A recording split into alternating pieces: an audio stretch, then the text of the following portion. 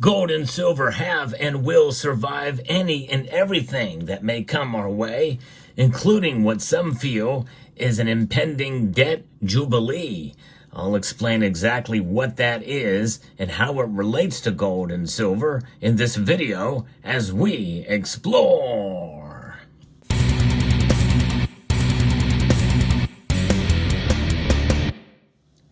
The history of gold and silver is quite fascinating, and we often think about it through the lens of the current market from which we operate. But that is really a very small snapshot in time and a very narrow window of which to view these precious metals. This is why I'm constantly talking about the difference between price and value. Price is certainly important, but gold and silver have survived all kinds of things throughout history, all kinds of empires and epochs and nation states and cultures and everything that could ever come our way. Well, gold and silver have survived it, and they will survive whatever kind of collapse or whatever kind of debt jubilee that could make its way towards us. But we do have to keep in mind and understand the importance of price, which is why I think that it's good to look for the best deals possible that are out there. And that's why I want to encourage you to check out Summit Metals, the sponsor of the channel. They have been known to get some really good competitive pricing for precious metal products out there. So as you are shopping around for the best price possible, just consider Summit Metals and see if they happen to have a better deal for some of the products that you're looking for, gold and silver. Elevate your wealth with Summit Metals. Now, a debt jubilee is quite an interesting concept. It almost sounds biblical. That's just because it is. There's a lot to think about this, and it may sound really good on the surface, but when you think about it, what is it all about really? Well, it's a biblical proportion. Some people think that's what's going to be coming. I'm going to be referencing a piece here from internationalman.com by Nick Giambruno that gives us a little insight as to what a debt jubilee is. And we're going to tie in precious metals and how they will play a very big role in such an event. 4,000 years ago, the rulers of ancient Babylon discovered a technique to stave off violent revolts. In ancient times, people often became hopelessly indebted to their creditors as debts mounted.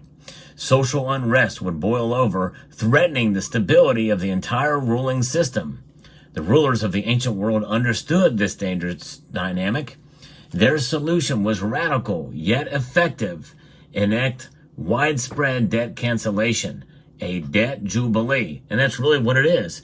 Jubilee is sort of a celebration. So when you think about it, hey, we would all celebrate if our debts could be wiped away, wouldn't we? That's for sure. Debt jubilees acted as societal pressure release valves when no other options remained. That's the key phrase there. No other options remain.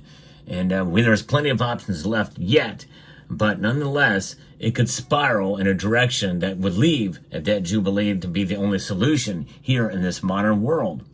The practice spread throughout the ancient world and became codified in various civilizations.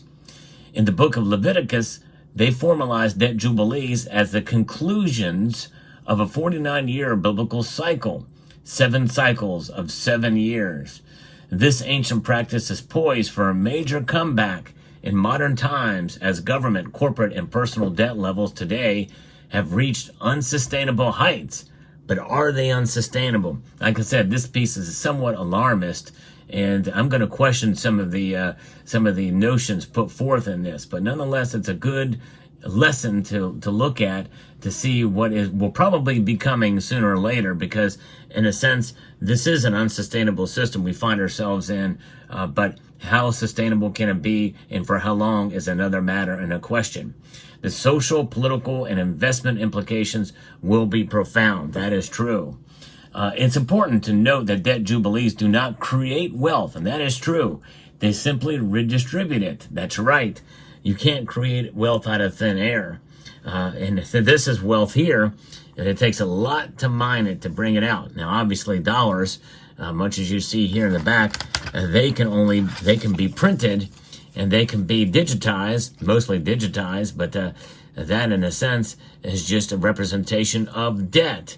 It is a debt instrument, It even says it right on the note here. This note is legal tender for all debts, public and private. So that is the current system we find ourselves in with fiat currencies, all of which have failed. The dollar is going to fail at some time or another, some point or other. And that's going to be something that it's going to be a reckoning day of epic proportions when that occurs. But that's really a somewhat separate issue here. Debt jubilees are government decrees that trigger massive wealth transfers, creating big winners and losers. Somebody and a lot of people are going to come out on the wrong end of this, that's for sure. President Biden's plan for student loan forgiveness marks the beginning of modern debt jubilees and is a prime example of picking winners and losers. His student loan forgiveness plan is unprecedented. Unilateral executive action of this scale has never occurred during peacetime. It's been challenged in the courts, but nonetheless, it should have never been proposed in the first place because Congress is the one that is supposed to make spending decisions based off of a vote of that magnitude. They are the ones that hold the purse strings. Even Obama's former chief economic advisor, Jason Furman, criticized Biden's initiative, calling it pouring roughly $500 billion of gasoline on the inflationary fire that is already burning. It's reckless. Beyond the inflationary impact, Biden's student loan jubilee will set a precedent that will be hard to undo. Consider how those who acted prudently feel. For sure, my student loan's paid off. What do I get? Many avoided the student loan debt by choosing less expensive career paths, cutting back on spending to pay for college without borrowing, or paying off their student loans entirely. These people are probably feeling like suckers now. Not only do they receive no relief, but they also face the burden of footing the bill for those whose loans will be forgiven.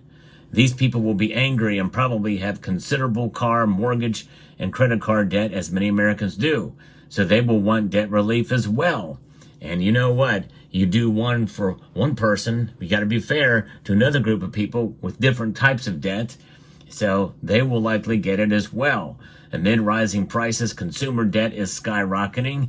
It's at an all-time high of nearly $18 trillion. With interest rates rising recently, the cost of servicing the record debt is becoming unbearable. As Americans hit their financial breaking points, debt forgiveness demands will only grow louder, extending far beyond student loans. This thing could spiral out of control if that was to actually take in effect here. All it takes is a presidential pen stroke to wipe out hundreds of billions in debt. The student loan jubilee will set a powerful precedent. I don't think it will be long before we see a credit card jubilee, a car loan jubilee, or even a mortgage jubilee. How will the government pay for all of these jubilees? Raising taxes enough to cover them seems improbable. Issuing more debt to cancel other debts would be contradictory. This leaves money printing as the only viable solution. And where does money printing come from? It comes from government spending. And government spending really is the precipice of money printing, which leads to inflation. This is why future debt jubilees will pour gasoline on the inflationary fire that is already burning. It's not just consumer debt that's unsustainable. The biggest problem is the U.S. government's federal debt, a much larger issue looming on the horizon. This is something that is seems to be unsustainable, and but you know what? It's a big number that people really can't even comprehend in their minds. So what's another trillion here? What's another trillion every 100 days? It's crazy. The U.S. federal government has the largest debt in the history of the world, and it's growing at a rapid and unstoppable pace.